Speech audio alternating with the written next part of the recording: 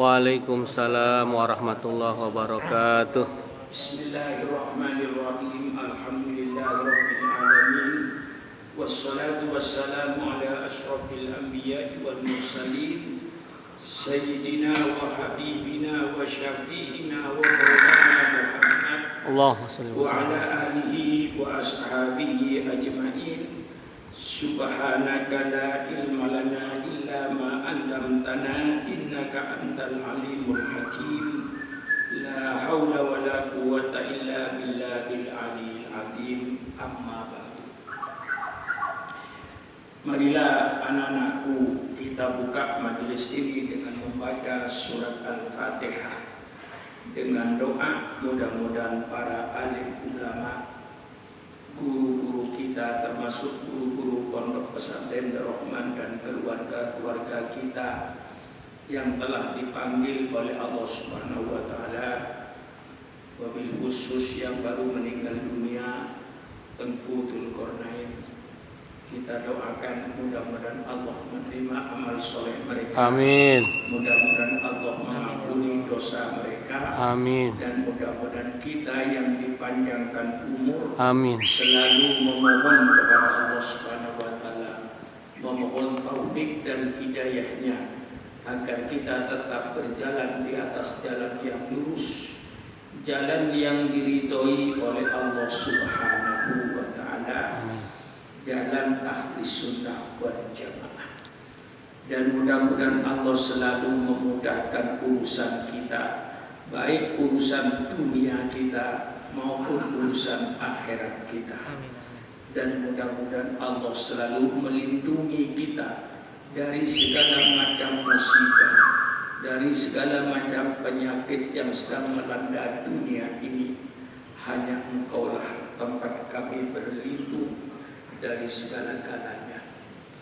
Al-Fatihah biniyatil qabul wa tamami kulli su'lin wa ma'mul wa ala kulli niyatin shalihah wa ila hadratin nabiyil mustafa Muhammadin sallallahu alaihi wasallam. Al-Fatihah. A'udzu billahi minasyaitonir rajim. Bismillahirrahmanirrahim. Alhamdulillahirabbil alamin arrahmanir rahim maliki yaumiddin. Iyyaka na'budu wa iyyaka nasta'in ihdinas siratal mustaqim siratal ladzina an'amta 'alaihim ghairil maghdubi 'alaihim waladdallin. Amin. Alhamdulillah, kita sudah berada di ujung bulan suci Ramadan. Insyaallah kita besok pagi seluruhnya akan mengucapkan takbir, tanda kemenangan bagi umat Islam.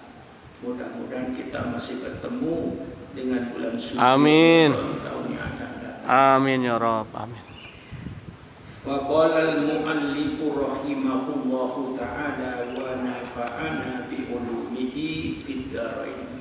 Amin. Wa kataba rajulun ila akhin lahu, innaka qad udita ilman fala tudfi anna nura ilmika bidulmatid dunub wa tabqa fid dulmati yawma yas'a ahlul ilmi fi nuri ilmihi.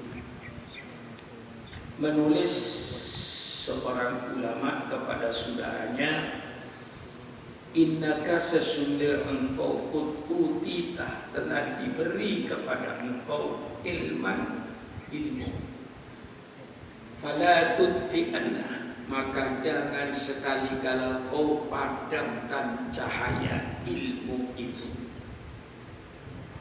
Dengan apa memadamkan cahaya ilmu? Fala tudfi'anna nura ilmika, maka janganlah sekali-kali kau padamkan cahaya ilmumu, bidul matid dunub, dengan kegelapan dosa-dosa. Perbuatan dosa itulah yang akan memadamkan cahaya ilmu, sehingga ilmunya tidak memberikan cahaya di dalam hatinya, tidak memberikan cahaya di dalam pikirannya, sehingga selalu berpikiran kotor. Maka jangan sekali kau padamkan cahaya ilmumu dengan kegelapan dosa-dosa, fatabqa fid dhulmati, maka engkau akan tetap di dalam kegelapan yauma yas'a, pada saat berusaha ahlul ilmi, berbuat ahlul ilmi, orang yang ilmu, fi nuri ilmihim, dalam cahaya ilmu mereka.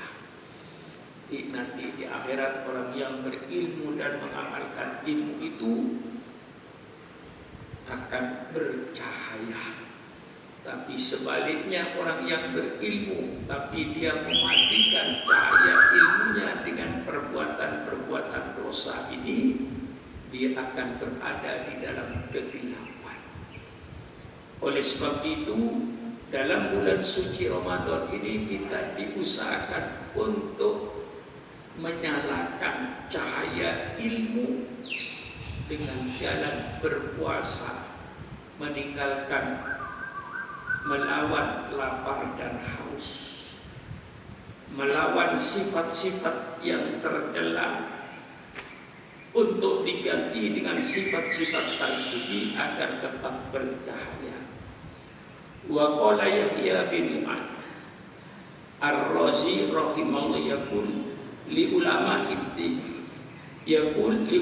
itu ya ashabal ilmi, berkata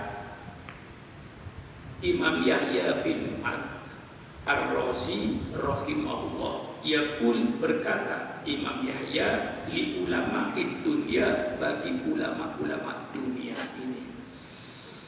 Ya, sudah dikasih tahu ulama dunia ini alladzina qastum bil ilmi at-tanaqum wal jah. Tanda-tandanya ulama dunia itu ialah ulama-ulama dengan ilmunya hanya semata-mata untuk mencari kenikmatan hidup di dunia yang bermewah-mewahan, atau dengan ilmunya, dengan ilmu agamanya hanya dipergunakan untuk mencari jabatan dan kedudukan. Itu kaidah yang diberikan oleh Al-Imam Ghazali rahimahullah. Ya ashabal ilmi, wahai orang-orang yang berilmu, usurukum qaisuriya, usurukum istanamu, qasrun itu istanamu, artinya rumah-rumahmu seperti rumah-rumah kaisar, artinya dengan rumah-rumah yang mewah, istanamu. Wa buyutukum, dan rumah-rumahmu kasrawiyah, seperti rumah-rumah Kisra, raja-raja di Iran, dengan rumah-rumah yang mewah. Wa athwabukum, dan pakaianmu Tohiriyah, sebagai pakaian Tohiriyah itu nama seorang raja yang berpakaian mewah dengan segala kemewahan. Wa akhfaqukum, dan sandal-sandalmu, sepatu-sepatumu Jaludiyah, sepatunya Jaludiyah, ya nama seorang raja juga yang nama Jalud, yang sepatunya sepatu yang mahal-mahal, sandalnya sandal yang mahal-mahal.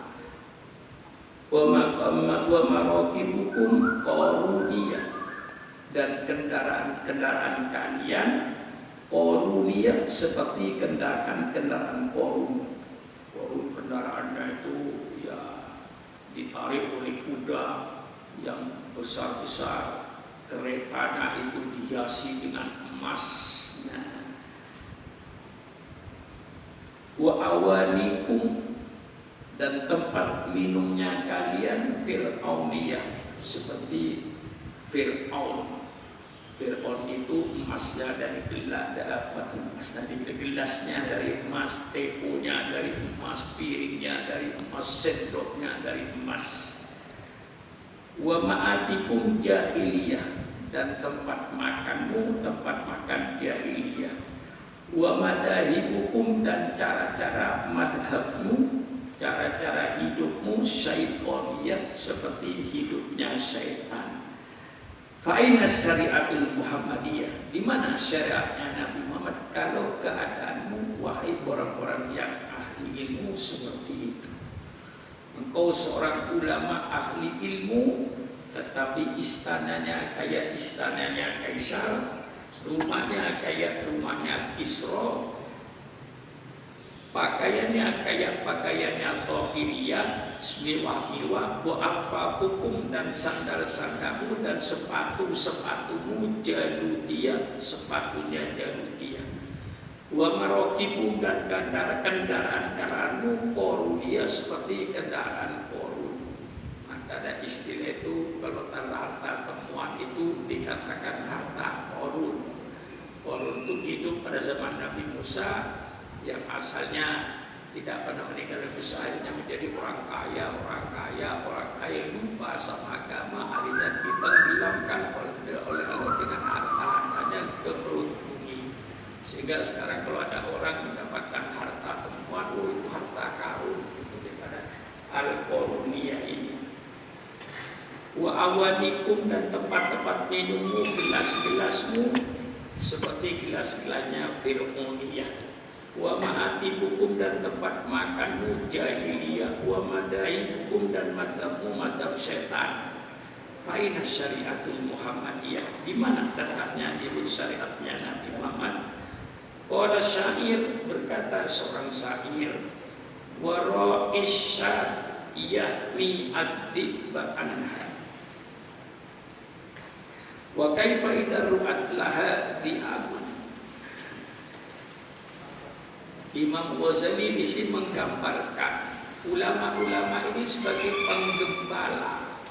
penggembala kambing yang menjaga kambingnya dari para serigala. Jadi ulama ini sebagai penggembala kambing. Mengapa? Untuk menjaga kambingnya supaya tidak dimakan oleh serigala. Nah, ini kewajiban para ulama. Segala kemungkaran supaya umatnya tidak berbuat kemungkaran yang dianggap itu kayak serigala, supaya kambing-kambingnya itu tidak dimakan oleh serigala. Indah perumpamaan ini. Waro'isya, dan penggembala kambing itu yakni menjaga kambingnya adzibah dari serigala, anha dari kambingnya, supaya tidak dimakan serigala. Ulama ini menjaga umat ini supaya umat ini dijaga, jangan sampai dimakan oleh serigala. Kemudian Imam Ghazali berkata, wa fa kaifa idarru'at laha di'abun. Bagaimana kalau penggembala-gembalanya sendiri terhadap kambing-kambingnya sebagai serigala di'abun? Bagaimana kalau ulamanya itu serigala? Ya hancur umat itu, dimakan oleh serigala itu. Ini satu syair yang indah dalam kitab Ihya itu. Wa ra'isyat yahmi ad-dhiba anha, fa kaifa idza ru'at laha di'abun, fa kaifa idza ru'at di'abun laha. Penggembala kambing itu menjaga kambingnya dari segala serigala yang mau memakannya. Bagaimana kalau penggembalanya sendiri serigala? Ya tentu habis umatnya, dimakan sendiri. Na'udzubillah min dzalik. Ya ma'syarul qurra, ya milhal balad, ma yasluhul milhu idil milhu fasad. Di sini Imam Ghazali, kalau tadi ulama diibaratkan penggembala kambing yang harus menjaga kambingnya daripada serigala, tetapi nyatanya ulamanya yang serigala. Habislah umatnya dimakan oleh ulamanya. Dia tidak dimakan kayak serigala makan kambing, dia dijual umatnya ini. Nah, disinilah perumpamaan yang begitu indah. Kemudian perumpamaan yang kedua, ya masyarakat, ya milkal balad, hai para alim ulama, Ya ma'syarul qurra'i, kelompok-kelompok yang banyak membaca, maksud saya ulama yang banyak membaca kitab, baca hadis, baca tafsir. Ya ma'syarul qurra, wahai kelompok-kelompok para pembaca yang membaca bermacam-macam ilmu. Ya milhal balad, subhanallah. Ulama ini oleh Imam Ghazali katakan ya milhal balad, wahai garam-garam negara. Ulama itu menjadi garamnya negeri. Kalau suatu negara tidak ada ulamanya, ibaratkan makanan yang tidak ada garamnya. Suatu desa tidak ada ulamanya, maka desa itu ibaratkan makanan yang tidak ada garamnya. Di satu kecamatan tidak ada ulamanya, maka kecamatan itu, daerah itu kayak makanan yang tidak ada garamnya. Kalau di satu kabupaten tidak ada ulamanya, maka kabupaten itu ibaratkan makanan yang tanpa garam, tentu tidak ada rasanya. Apapun makanan, apa saudara bikin sayur asam, bikin sayur bening, bikin sayur lodeh, bikin sayur asam, bikin rawon, bikin soto, bikin gulai, satu saja tanpa garam, nggak ada rasanya semua ini. Maka ulama ini digambarkan kayak garam yang menyedapkan umat. Jadi kalau satu kabupaten tidak ada ulamanya, itu kabupaten ibaratkan makanan tanpa garam. Satu negara tidak ada ulamanya, maka negara itu akan menjadi makanan kayak makanan tanpa garam. Alhamdulillah di Indonesia banyak para ulama. Sekali lagi saya peringatkan bahwa ulama itu berada dimanapun saja. Apakah ulama itu ada di birokrasi, di struktur pemerintahan, atau ulama itu di luar struktur pemerintahan, kewajibannya sama, tidak ada bedanya. Persilakan ulama kau kerjasama dengan pemerintah, tapi kau jangan melepaskan kewajibanmu kepada Allah untuk amar ma'ruf nahi mungkar. Bukan menjadi bebeknya pemerintah, manut sama pemerintah apapun yang dikerjakan oleh pemerintah sesuai dengan syariat Islam atau tidak. Selalu berkata iya, nunduk patuh di depan penguasa. Persilakan pergunakan kedekatan Anda dengan penguasa untuk memberikan peringatan kepada penguasa apabila hal-hal tersebut tidak pro kepada rakyat. Disitulah kewajiban para ulama. Jadi pemerintahan yang pakai ulama insya Allah sedap asal ulamanya berfungsi sebagai ulama. Walaupun dia menjadi pejabat pemerintah, di mana ketidakadilan tampakkan, suarakan, jangan diam. Katakan itu tidak adil. Tidak adil itu kalau tidak menyamakan hamba-hamba Allah di depan hukum sama. Itu berarti tidak adil. Orang-orang yang lain perbuatannya sama, tapi tidak dihukum, yang dihukum cuma satu, padahal yang lain perbuatannya sama. Itu namanya tidak adil. Adil itu menempatkan semua manusia di depan hukum sama. Siapapun yang melanggar hukum tanpa pandang bulu, tanpa melihat kedudukan dan jabatannya, siapapun saja melanggar hukum harus berhadapan dengan pengadilan. Nah inilah yang pertama kali meletakkan manusia di depan hukum itu bukan ahli-ahli hukum, profesor-profesor doktor yang di Amerika atau profesor-profesor doktor yang ada di Eropa. Itu belakangan. Yang pertama kali menancapkan manusia depan hukum itu Rasulullah Sallallahu Alaihi Wasallam. Ketika terjadi seorang wanita dari golongan Al-Mahzumiyah. Golongan Al-Mahzum itu golongan bangsawan yang banyak berbahasa terhadap negara dan bangsanya. Kemudian di antara mereka ada yang nyolong, perempuan dari golongan Al-Mahzum nyolong. Sehingga tokoh-tokoh Quraisy waktu pada bingung. Kasihan ini anaknya orang besar, masa mau dipotong tangannya? Diutuslah Usamah bin Zaid di antara sahabat yang dicintai Rasulullah untuk menghadap Rasulullah. Usamah bin Zaid karena diminta oleh para tokoh-tokoh Quraisy untuk menghadap Rasulullah, menghadaplah beliau.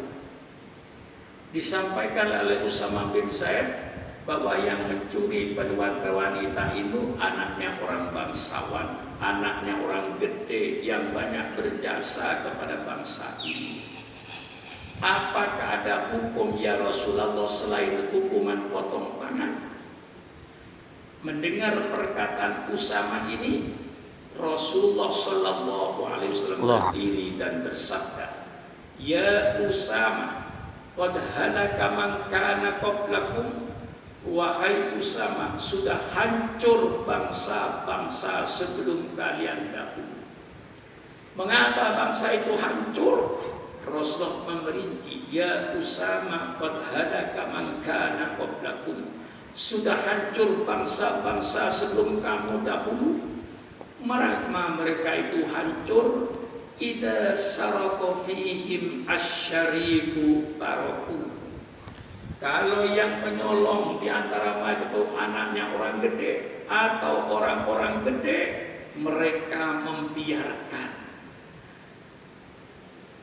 Wa idza saraka fihim ad-dhaifu, dan apabila nyolong rakyat kecil, maling ayam, semuanya berteriak, tegakkan hukum, tegakkan hukum, tegakkan hukum.